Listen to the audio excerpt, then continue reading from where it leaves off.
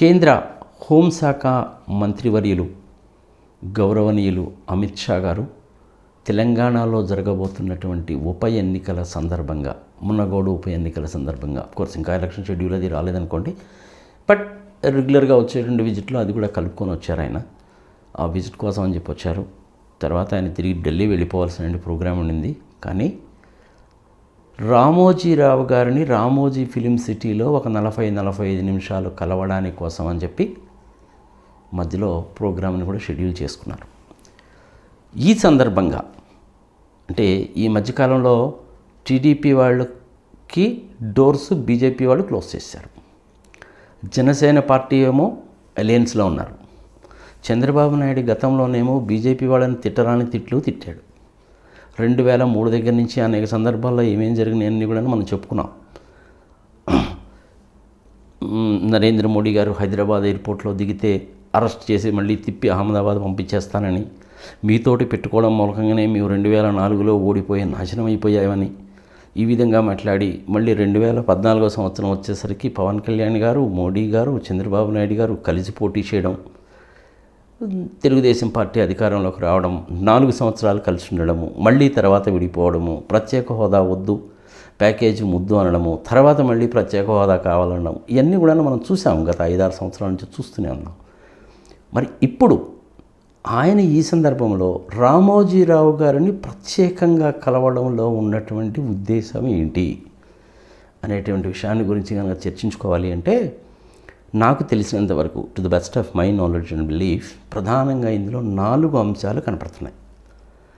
ఇందులో మొట్టమొదటి అంశం ఏమిటి అంటే, వయసులో పెద్దవాడు, 86 సంవత్సరాల వయసు ఉన్నటువంటి వ్యక్తి, పత్రికా రంగంలో తనకంటూ ఒక ముద్ర వేసుకున్నటువంటి వ్యక్తి. సో వయసుకి గౌరవం ఇచ్చి కలవడంలో తప్పు లేదు అని అనుకొని ఉండొచ్చు అమిత్ షా గారు. దాన్ని ఎవరు తప్పు కూడా పట్టరు. Nothing wrong in that. జనరల్గా వీళ్ళందరూ ఎవరు వచ్చినా కానీ రామోజీరావు గారిని కలవడానికి వెళ్తారు, కానీ రామోజీరావు గారు ఎవరి దగ్గరికి వెళ్ళిన సందర్భాలు నాకు తెలిసినంతవరకు లేవు. సో మరి ఆ కలిసినటువంటి దాంట్లో మీటింగ్లో ప్రధానమైన ఉద్దేశం ఏమై ఉంటుంది అంటే, తెలుగుదేశం పార్టీని మళ్ళీ బీజేపీకి దగ్గర చేయడము. ఇది ప్రధానమైనటువంటి అంశం అయి ఉంటుంది. ఆల్రెడీ చెప్పుకున్నాం కదా, బీజేపీ వాళ్ళు ఆల్రెడీ క్లోజ్ చేశారు. తిట్లు, శాపనార్థాలు, కలవడాలు, విడిపోవాలనే జరిగినాయి. అయితే 2024లో జరగబోయేటువంటి సార్వత్రిక ఎన్నికల్ని దృష్టిలో పెట్టుకొని 2023 డిసెంబర్లో తెలంగాణలో జరగబోయేటువంటి ఎమ్మెల్యే ఎలక్షన్స్ను దృష్టిలో పెట్టుకొని 2024లో జరగబోయేటువంటి పార్లమెంట్ ఎలక్షన్స్ను దృష్టిలో పెట్టుకొని తెలుగుదేశం పార్టీని మళ్ళీ ఒకసారి బీజేపీకి దగ్గర చేసుకోవాలి అనేటువంటి ఉద్దేశంతో రామోజీరావు గారిని మధ్యవర్తిగా పెట్టేటువంటి ప్రయత్నం, ఆయన చెప్తే అమిత్ షా వింటాడు అనేటువంటి గట్టి నమ్మకంతో చేస్తున్నటువంటి ప్రయత్నం. మరి అమిత్ షా గారు అంత తొందరగా ఒప్పుకుంటారా అంటే, అమిత్ షా, మోడీ ఇద్దరు వేరు కాదు, ఇద్దరు ఒకటే. ప్రైమ్ మినిస్టర్ హోదాలో ఉన్నటువంటి నరేంద్ర మోడీ గారిని, చీఫ్ మినిస్టర్ హోదాలో ఉన్నటువంటి నరేంద్ర మోడీ గారిని అనరాని మాటలు అని చాలా నీచమైనటువంటి లాంగ్వేజ్ మాట్లాడి, దరిద్రమైనటువంటి లాంగ్వేజ్ మాట్లాడి, చివరికి నరేంద్ర మోడీ గారి భార్య ప్రస్తావన కూడా తీసుకొచ్చినటువంటి చంద్రబాబు నాయుడు గారు, అమిత్ షా గారు అంత తొందరగా ఒప్పుకుంటారా లేదా అది వాళ్ళ విజ్ఞతగా వదిలేద్దాం. కానీ నాకు తెలిసినంతవరకు రామోజీరావు గారు ఏదో రమ్మన్నారు, ఈయన వస్తా అన్నాడు, పోతారు, మాట్లాడుకుంటారు. ఇద్దరు కలిసి బయటకు వచ్చి మేము ఈ విషయాలు మాట్లాడుకున్నామని చెప్తారని చెప్పి మటుకు ఎవరు అనుకోకండి. అలాంటి పనులన్నీ కూడా ఏమీ జరగవు. వాళ్ళిద్దరి మధ్య ఏమీ జరిగింది అనేటువంటిది మన ఊహాగానాలు తప్ప ఇంక ఏమీ ఉండవు. కానీ నరేంద్ర మోడీ గారు చెప్పకుండా, ఆయనకి ఇష్టం లేకుండా అమిత్ షా గారు చేయరు. 1-2 సార్లు ఇద్దరు మాట్లాడుకొని ఫోన్లోనే అనుకొని ఉంటారు. ఆయన ఏదో 1-4 సార్లు అడుగుతున్నారండి, సుజనా చౌదరి గారు అడుగుతున్నారండి, సీఎం రమేష్ అడుగుతున్నారండి, వెంకటేష్ గారు అడుగుతున్నారు, చంద్రబాబు నాయుడు అదే పనికి ఫోన్లు చేస్తున్నారండి. సరే వెళ్ళేసి వస్తానులేండి ఒక 5 నిమిషాలు, ఒక 10 నిమిషాలు అనేసి అంటే నరేంద్ర మోడీ గారు ఓకే అని ఉండవచ్చు.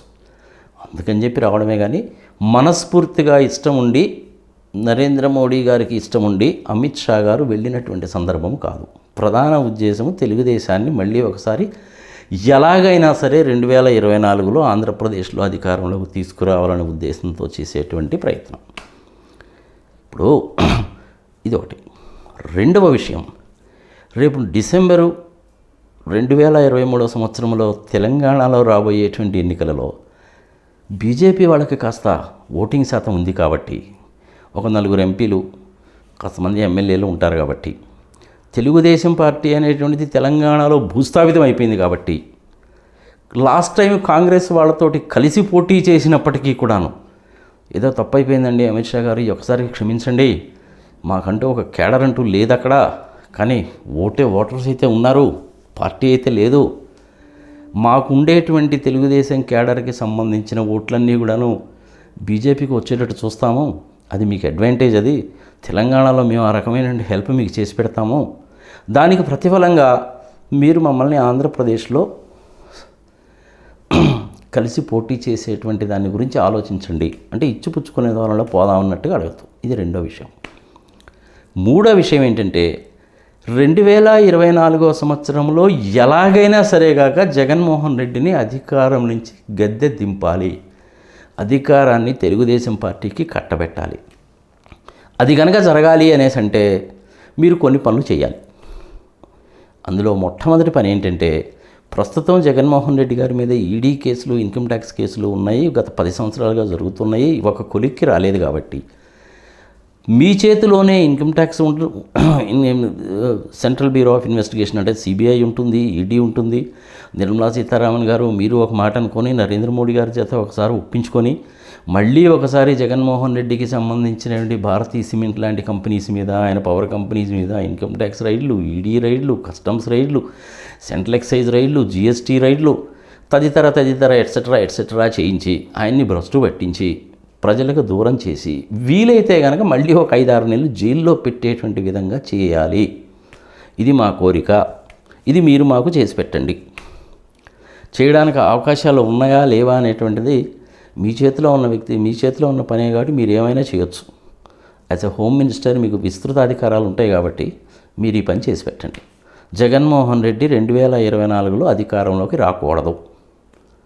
జగన్మోహన్ రెడ్డి గారిని మీరు దూరం పెట్టాలి. తెలుగుదేశాన్ని అధికారంలోకి తీసుకురావడానికి మీరు మాతో సహకరించాలి. మేము ఇద్దరము కలిసి కూడాను ఆంధ్రప్రదేశ్లో సీట్లను షేర్ చేసుకొని పోటీ చేద్దాము, ఇది చెప్తారు.